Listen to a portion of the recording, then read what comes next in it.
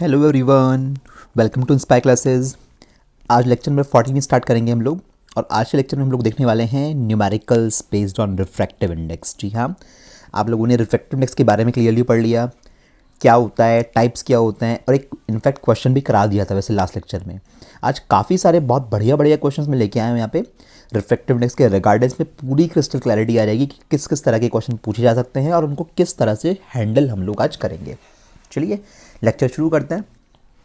तो पहला क्वेश्चन हमारा ये तो हमने कर लिया था, पूछा था इन्होंने एसएलएस दे रखी थी मीडियम्स की और इनके सबके रिफ्रैक्टिव इंडेक्स दिए हुए थे। आपसे पूछ रहे थे कि किस पर्टिकुलर मीडियम में लाइट की स्पीड मैक्सिमम होगी, किस में मिनिमम होगी। तो हमने देखा था कि जो सबसे ज़्यादा डेंसर मीडियम है उसमें से ये नीचे वाला था, क्योंकि इसका रिफ्रैक्टिव इंडेक्स सबसे ज़्यादा है, तो इस मीडियम में लाइट सबसे स्लो चलेगी। तो इसके लिए आंसर हो गया था मीडियम डी। और मैक्सिमम लाइट की स्पीड किस में होगी, जिसमें रिफ्रैक्टिव इंडेक्स सबसे कम है, यानी मीडियम ए में सबसे छोटा रिफ्रैक्टिव इंडेक्स है इसका, तो लाइट की स्पीड सबसे कम इसके अंदर आई थी। ये क्वेश्चन मैंने आपको हैंडल करा दिया था अच्छे से। अब बात करते हैं अगले क्वेश्चन की।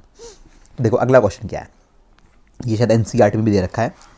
Light enters from air into glass, air से लाइट ने कांच में एंटर करा, हैविंग रिफ्रैक्टिव इंडेक्स 1.50। ये रिफ्रैक्टिव इंडेक्स किसका दे रखा होगा, कांच का ही दे रखा होगा, ऑब्वियसली बात है। एयर से ग्लास में एंटर करा तो ग्लास का रिफ्रैक्टिव इंडेक्स दे रखा होगा एयर के रिस्पेक्ट में, ठीक है। What is the speed of light in glass, तो आप ये बताना है लाइट की स्पीड कांच में कितनी होगी, जबकि उसने दे दिया आपको कि लाइट की स्पीड वैक्यूम में या एयर में 3 × 10⁸ मीटर पर सेकेंड होती है। तो पहली बात तो ये कि भैया लाइट एयर से ग्लास में जा रही है, तो हम एब्सोल्यूट रिफ्रैक्टिव इंडेक्स की बात करेंगे।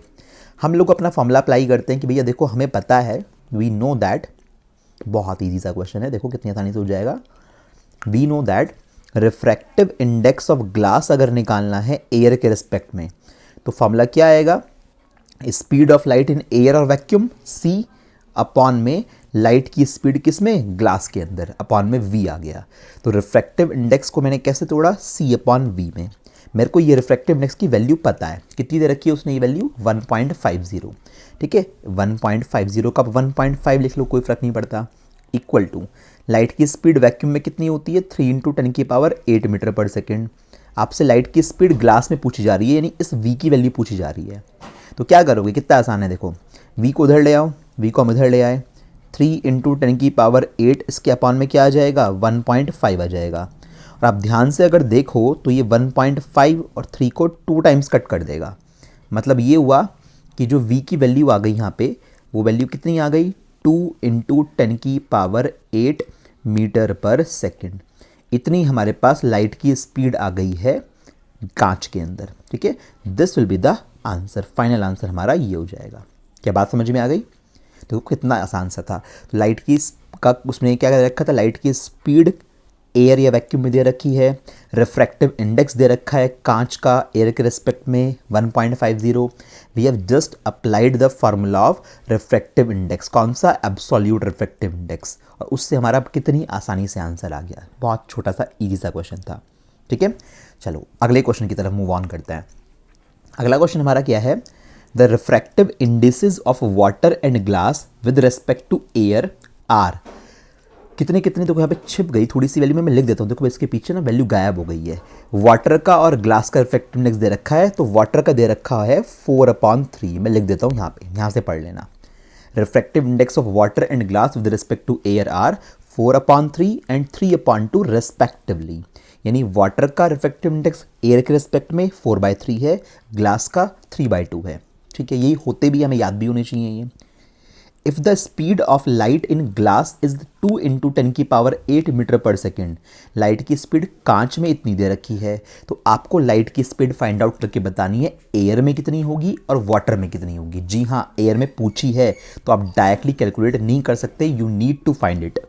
तो कैसे करेंगे, देखो बहुत सिंपल सी चीज़, हमारे पास हमें एक बात अच्छे से पता है कि अगर हम लोग कांच का रिफ्रैक्टिव इंडेक्स निकालने जाएं एयर के रिस्पेक्ट में, तो वो वैल्यू क्या आएगी, लाइट की स्पीड वैक्यूम में या एयर में अपॉन लाइट की स्पीड किस में, ग्लास के अंदर, velocity of light in glass. आप ध्यान से बताओ, कांच का रिफ्रैक्टिव इंडेक्स एयर के रिस्पेक्ट में, कांच का रिफ्रैक्टिव इंडेक्स एयर के रिस्पेक्ट में मेरे को पता है कितना है, 3/2 है। तो ये वाली वैल्यू मेरे पास कितनी है, 3/2 है, इक्वल टू लाइट की स्पीड वैक्यूम में कितनी, पता नहीं, ये जो एयर है ना, एयर में लाइट की स्पीड जो भी है ये मेरे को ढूंढनी है, ये आप रख नहीं सकते अब यहाँ पे, तो मैंने इसको एज इट इज रख दिया। अपॉन में लाइट की स्पीड ग्लास में, कांच में लाइट की स्पीड शायद दे रखी है, देखना ज़रा। Yes, speed of light in glass आपको दी हुई है 2 इंटू 10⁸ मीटर पर सेकेंड। तो ये हो गया 2 इंटू 10⁸। ठीक है, यहाँ से 2 से 2 कैंसिल हो गया, तो सी की क्या वैल्यू आ गई, सी की वैल्यू आ गई 3 इंटू 10⁸ मीटर पर सेकेंड। तो ये वैल्यू आपको कैलकुलेट करके दिखानी थी, क्योंकि उसने पूछी थी, डायरेक्ट आप नहीं रख सकते, ध्यान रखना। तो हम लोगों ने पैरामीटर्स जो दिए हुए थे उसका यूज़ करा और हमने ये वैल्यू कैलकुलेट कर ली। अब उसने ये और पूछा है कि आप उसकी स्पीड जो है लाइट की वाटर के अंदर भी बता दीजिए। तो इसी तरह से एक और पार्ट हम जो चला देंगे, फर्स्ट पार्ट हो गया। सेकेंड पार्ट जो हम चलाएंगे उसमें रिफ्रैक्टिव इंडेक्स हम ग्लास की जगह किसका निकालेंगे, वाटर का। तो क्या लिखेंगे, refractive index of water with respect to air is equal to, क्या आएगा, speed of light in vacuum upon speed of light in water. समझ में आ रही है ना बात। रिफ्रैक्टिव इंडेक्स वाटर का एयर के रिस्पेक्ट में क्या आएगा, कैसे लिखेंगे, ऊपर लाइट की स्पीड वैक्यूम में आ जाएगी क्योंकि एब्सोल्यूट रिफ्रैक्टिव इंडेक्स निकाल रहे हो, नीचे वाटर है तो वाटर में लाइट की स्पीड आ जाएगी। ये वाली वैल्यू वाटर का रिफ्रैक्टिव इंडेक्स एयर के रिस्पेक्ट में उसने दिया हुआ था, पहले वाला 4/3, फिल कर दो उसकी जगह पे, 4/3 फिल कर दिया, इक्वल टू लाइट की स्पीड अब तो यूज़ कर सकते हो ना, तो निकाल लिया आपने, तो ये 3 इंटू 10⁸ मीटर पर सेकेंड।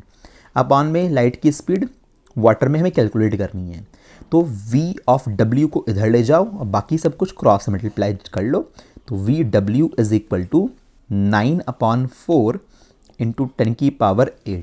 थोड़ा सॉल्व करेंगे अगर, तो VW इज इक्वल टू 4 से डिवाइड करो, 4 2 जा 8, 1 बचेगा, पॉइंट लगा के 0 उतारा, 4 2 जा 8 और 4 5 जा 20, 2.25 इंटू 10⁸ मीटर पर सेकेंड। ये आ गई लाइट की स्पीड वाटर के अंदर।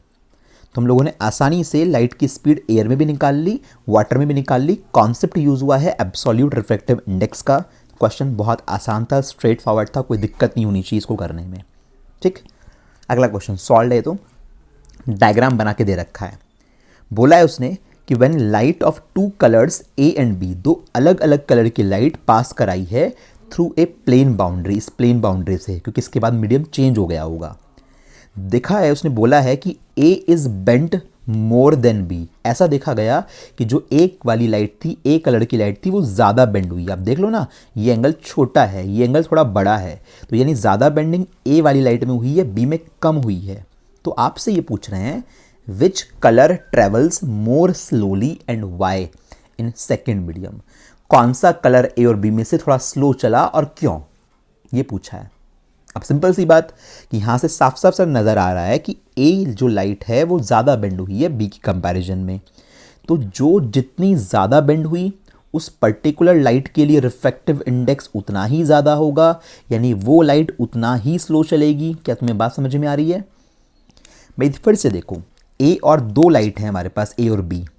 ए में बेंडिंग ज़्यादा हुई है, बी में बेंडिंग कम हुई है, तो ए के लिए रिफ्रैक्टिव इंडेक्स ज़्यादा होगा, तो ए वाली लाइट स्लो चलेगी ना, रिफ्रैक्टिव इंडेक्स ज़्यादा होता है तो स्पीड कम हो जाती है। तो सिंपल सी बात, the light which bends more towards the normal travel slowly, that means A वाली लाइट कैसे चलेगी बी की कंपैरिजन में, स्लो। तो वो जो लाइट जितना ज़्यादा बेंड हो गई होगी तो उसका मतलब उस पर्टिकुलर कलर की लाइट के लिए रिफ्रैक्टिव इंडेक्स उतना ही ज़्यादा है, जितना रिफ्रैक्टिव इंडेक्स ज़्यादा होगा उतना ही वहाँ पे वो लाइट स्लो चलेगी। तो ए ज़्यादा बेंड हुई तो ए वाली लाइट स्लो चली है। ठीक है, नेक्स्ट वन,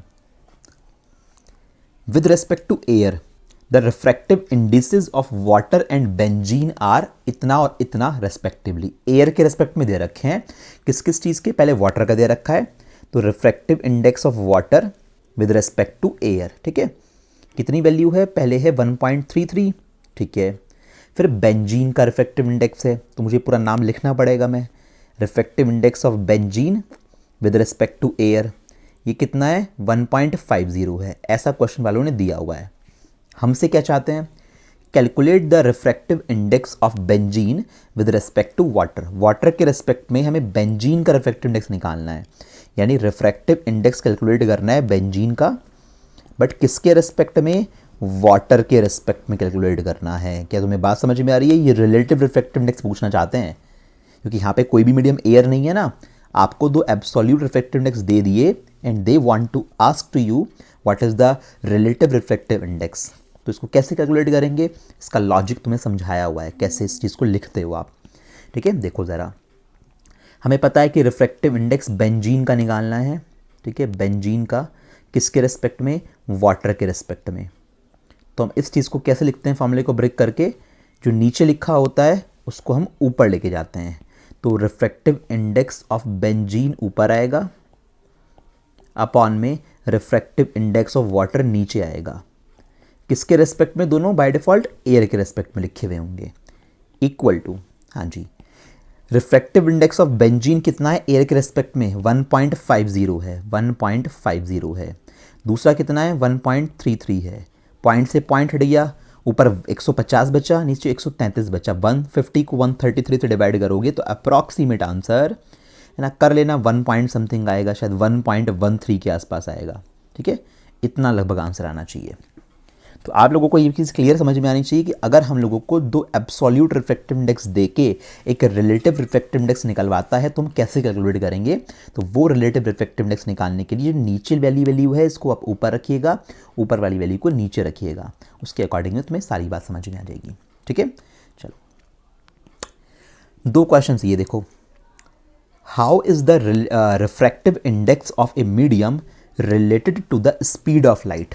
इतने क्वेश्चन का पहले आंसर करते हैं, 23 के एक पार्ट का आंसर करते हैं कि भैया रिफ्रैक्टिव इंडेक्स का लाइट से रिलेशन कैसा होता है कि refractive index will be equal to the speed of light in vacuum upon speed of light in air. किसी भी मीडियम का रिफ्रैक्टिव इंडेक्स निकाल रहे होंगे किसी के रेस्पेक्ट में, प्रोवाइडेड दैट मीडियम 1, यहाँ पे क्या होना चाहिए इस फॉर्मूले में, मीडियम 1 शुड बी एयर और वैक्यूम, यहाँ मीडियम के नाम लिख देंगे, और दूसरा मीडियम कुछ भी हो सकता है, medium to any other medium. ठीक है, एनी अदर ऑप्टिकल मीडियम, ध्यान है ना, ऑप्टिकल मीडियम जिसमें से लाइट पास हो सके। ऑपेक मीडियम नहीं ले सकते, जिसमें से लाइट जाएगी नहीं, तो मीडियम क्यों लेंगे। तो refractive index of some medium, कोई होगा मीडियम किसके रेस्पेक्ट में, एयर, क्योंकि फर्स्ट मीडियम मैंने दिखा दिया वो C/V होता है। इस तरह से रिलेशन होता है रिफ्रैक्टिव इंडेक्स का लाइट की स्पीड से। इतना पार्ट हो गया। ठीक, obtain an expression for the refractive index of a medium with respect to another in terms of speed of light in this two media. आपसे बोल रहे हैं रिफ्रैक्टिव इंडेक्स का फॉर्मूला बताओ एक मीडियम का दूसरे के रेस्पेक्ट में, जैसे हम लोग रिलेटिव को बोलते हैं। जैसे एग्जांपल के तौर पे refractive index of glass with respect to water, है ना, ये कैलकुलेट करके दिखा देते हैं उसको। कैसे निकालेंगे, लाइट की स्पीड के टर्म्स में लिखना है तो क्या लिखेंगे, स्पीड ऑफ लाइट, जो ऊपर है वो ऊपर ही आएगा, लाइट की स्पीड लिख रहे हो, speed of light in water, है ना, सपोज ये V1 है, अपॉन में क्या आएगा, speed of light in glass. ठीक है, नीचे आएगा ग्लास, ये हो गया V2।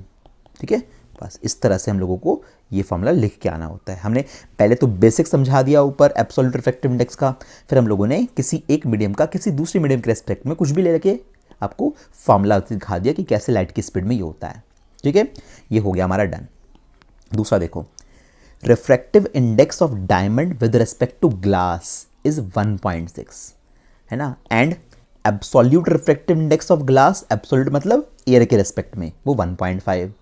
पूछा क्या है, find out the absolute refractive index of diamond. Easy है, देखो सबसे पहले कांच के रेस्पेक्ट में डायमंड का रिफ्रैक्टिव इंडेक्स दे रखा है, तो जो गिवन है मैं उसको लिखता हूँ, सॉल्यूशन कर रहा हूँ अगले पार्ट का। गिवन है हम लोगों को कुछ डेटा, यहाँ पे क्या डेटा गिवन है कि रिफ्रैक्टिव इंडेक्स डायमंड का दे रखा है ग्लास के रिस्पेक्ट में। ठीक है, समझ जाना डी से, ये दे रखा है 1.6, और एब्सोल्यूट रिफ्रैक्टिव इंडेक्स दे रखा है ग्लास का, एब्सोल्यूट मतलब एयर के रेस्पेक्ट में, ये दे रखा है 1.5। हमसे पूछा है absolute refractive index of diamond, यानी एयर के रेस्पेक्ट में डायमंड का रिफ्रैक्टिव इंडेक्स। देखो ध्यान से, डायमंड का रिफ्रैक्टिव इंडेक्स दिया हुआ है ग्लास के रेस्पेक्ट में, कांच के रेस्पेक्ट में, तो refractive index of diamond with respect to glass 1.6 हो गया। ठीक है, एब्सोल्यूट रिफ्रैक्टिव इंडेक्स ग्लास का यानी कांच का रिफ्रैक्टिव इंडेक्स एयर के रेस्पेक्ट में 1.5, कांच का रिफ्रैक्टिव इंडेक्स एयर के रेस्पेक्ट में 1.5, ये भी जचती है बात। Find out the absolute refractive index of diamond, refractive index diamond का निकालना है एब्सोल्यूट वाला। ये सोचो ज़रा कैसे करोगे। सिंस आपको पता है रिलेटिव रिफ्रैक्टिव इंडेक्स यानी डायमंड का अगर ग्लास के रिस्पेक्ट में निकाल रहे हो तो ये रिलेटिव रिफ्रैक्टिव इंडेक्स है, क्योंकि इसमें एक भी टर्म एयर वाली नहीं आई। इसको कैसे ब्रेक करते हैं, डायमंड नीचे लिखा हुआ है इस जगह, तो डायमंड का रिफ्रैक्टिव इंडेक्स ऊपर आएगा, ग्लास का रिफ्रैक्टिव इंडेक्स नीचे आएगा, दोनों में कॉमन मीडियम, जैसे मैंने एयर रख लिया। इस तरह से टूटता है रिलेटिव रिफ्रैक्टिव इंडेक्स का फार्मूला कि भाई डायमंड का रिफ्रैक्टिव इंडेक्स ग्लास के रिस्पेक्ट में कितना होगा, तो ऊपर लिखेंगे डायमंड का रिफ्रैक्टिव इंडेक्स एब्सोल्यूट वाला, नीचे ग्लास का रिफ्रैक्टिव इंडेक्स एब्सोल्यूट वाला। ठीक है, तो इसकी वैल्यू 1.6 दे रखी है, हमने 1.6 फिल कर दी, इक्वल टू डायमंड का रिफ्रैक्टिव इंडेक्स ये निकालना है, इसको हमने ऐसे कैसे चले रहने दिया, अपॉन में ग्लास का रिफ्रैक्टिव इंडेक्स कितना है 1.5 है, इसको हमने 1.5 रख दिया यहाँ पे। ठीक है, थोड़ा सा सॉल्व करा इसको आगे, तो ए एंड डी की वैल्यू हमारे पास क्या आ जाएगी, दोनों की मल्टीप्लिकेशन हो जाएगी, 1.6 की मल्टीप्लाई 1.5 से हम लोग कर देंगे तो हमारे पास जो भी आएगी वो फाइनल वैल्यू होगी, यानी 16 की मल्टीप्लाई आपको 15 से ही करनी है। तो कितना हो जाएगा, 16 5 कितना होता है 80 होता है ना, 16 1 कितना होता है 16 होता है, तो ये 0 हो गया, 8 और 6 14 और ये 2, 2 प्लेस बाद पॉइंट लगना है तो 2.4 हो गया, कितना हो गया 2.4 हो गया। तो ये हमारे पास रिफ्रैक्टिव इंडेक्स आ गया डायमंड का एयर के रेस्पेक्ट में 2.4। This is the final answer. मतलब अभी तक क्या था कि हम सबों को ऐसा रिलेटिव रिफ्रैक्टिव इंडेक्स पूछा जाता था, ये दोनों दे दिए जाते थे, अब इसने इन दोनों में से एक को गायब कर दिया, आपको रिलेटिव रिफ्रैक्टिव इंडेक्स दे दिया, तो इनमें से कोई एक चीज़ पूछ रहे हैं, तो लॉजिक वही लगने वाला है, अल्टीमेटली क्वेश्चन ऐसे ही सॉल्व होगा। ठीक है, तो तरीका आपको समझ में आना चाहिए कि इसको हम कैसे ब्रेक करते हैं। चलिए एमसीक्यू आ गए कुछ। यहाँ पे लाइट रे देखो ध्यान से, मीडियम ए से मीडियम बी में जा रही है, मीडियम ए से मीडियम बी में जा रही है, एंगल वेंगल बना के दे रखे हैं सारे। हमसे क्या चाहते हैं, refractive index of the medium B relative to medium A, यानी आपको रिफ्रैक्टिव इंडेक्स निकालना है बी मीडियम का ए के रेस्पेक्ट में। क्या ऐसे लिख दूं, refractive index of B with respect to A. सोचना ज़रा, बी का रिफ्रैक्टिव इंडेक्स निकाल रहे हो दूसरे मीडियम का ए के रेस्पेक्ट में, तो इसका मतलब ए से लाइट बी में जा रही है, तो एंगल ऑफ इंसिडेंस क्या हुआ, आप एंगल ऑफ इंसिडेंस कहाँ से नापते हो, नॉर्मल से, तो ये 60 डिग्री वाली वैल्यू है, ये आपका एंगल ऑफ इंसिडेंस हो गया। यहाँ पे समझ रहे हो, एंगल ऑफ रिफ्रैक्शन क्या होगा, लाइट रे ऐसे बाहर निकल के गई तो इसने नॉर्मल से कितना बनाया, इतना बनाया 45, तो ये 45 आपकी आर की वैल्यू हो गई यहाँ पे। क्या बात समझ में आ रही है भाई, लाइट रे यहाँ से यहाँ पे एंट्री मार रही है, तो आई और आर पहचानोगे तभी तो स्नेल लॉ लगाओगे। ठीक है, तो यहाँ से लाइट यहाँ पे गई तो दूसरे मीडियम का रिफ्रैक्टिव इंडेक्स बी वाले का ए के रेस्पेक्ट में, बी वाले का रिफ्रैक्टिव इंडेक्स ए के रेस्पेक्ट में कितनी वैल्यू आएगी, ये वैल्यू आएगी sine i upon sine r. ध्यान से बहुत अच्छे से, sine i upon sine r ऐसे नहीं मान सकते उल्टा, लाइट नीचे से ऊपर की तरफ जा रही है तो ये वाला एंगल आई होगा, बाद वाला आर होगा। कैलकुलेट कर लीजिए, A N B is equal to sine i, i है 60 डिग्री अपॉन में साइन आर, ये है 45 डिग्री।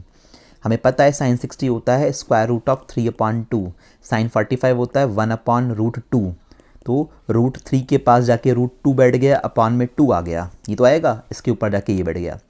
अब नीचे वाला जो 2 है, आप नीचे वाले 2 को ऐसे समझ लो कि ऐसे लिखा हुआ है, जस्ट अ मिनट, कि ऊपर है √3 √2, नीचे वाले 2 को मैं तोड़ के लिख सकता हूँ क्या, √2 भाई √2 2 ही तो होता है, तो इससे कट गया तो ये बचेगा मेरे पास, तो यानी अल्टीमेटली √3/√2 बचा। कौन सा ऑप्शन आ रहा है, फर्स्ट वाला ऑप्शन मैच कर रहा है। समझ रहे हो ना बात, तो इस तरह से भी क्वेश्चन क्रैक किए जा सकते हैं, कोई दिक्कत नहीं होनी चाहिए। यहाँ से लाइट जा रही है और ऐसे बाहर निकल रही है, तो एंगल ऑफ इंसिडेंस पहचानना पड़ेगा कि हमें पता होना चाहिए, नॉर्मल से मेजर करते हैं, नहीं तो कोई गलती से 30 पकड़ लेगा तो गलत हो जाएगा। ऐसी एंगल ऑफ रिफ्रैक्शन नॉर्मल से फाइंड आउट करते हो, तो ये 45 हमारा आर हो गया, ये आई हो गया, क्योंकि यहाँ से लाइट नीचे से ऊपर को गई है, तो बस आराम से निकाल लोगे आप इसे। ठीक है, चलो अगला क्वेश्चन। अब लाइट देखो मीडियम ए से ऐसे एंट्री करके मीडियम बी में जा रही है। A light ray enters from medium A to medium B as shown in figure.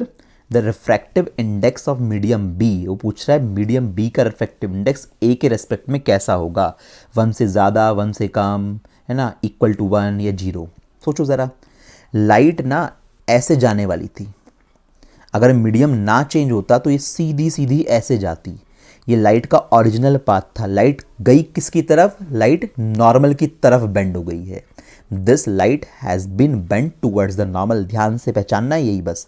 Light को ऐसे जाना था, अगर कोई मीडियम चेंज ना होता तो लाइट ऐसी जाती रहती, लाइट मुड़ गई नॉर्मल की तरफ, यानी light towards the normal bend हुई है, तो इसका मतलब क्या हुआ, ये रेयरर मीडियम होगा और ये डेंसर मीडियम होगा। समझ रहे हो, इससे ये समझ में आया, क्योंकि रेयर टू डेंसर जाने पे ही लाइट टूवर्ड्स द नॉर्मल मुड़ती है, तो ये डेंसर मीडियम रहा होगा बी वाला। तो उसने यही पूछा है कि भैया बी का रिफ्रैक्टिव इंडेक्स ए के रेस्पेक्ट में कैसा होगा, तो भैया बी का रिफ्रैक्टिव इंडेक्स ए के रेस्पेक्ट में 1 से बड़ा होगा।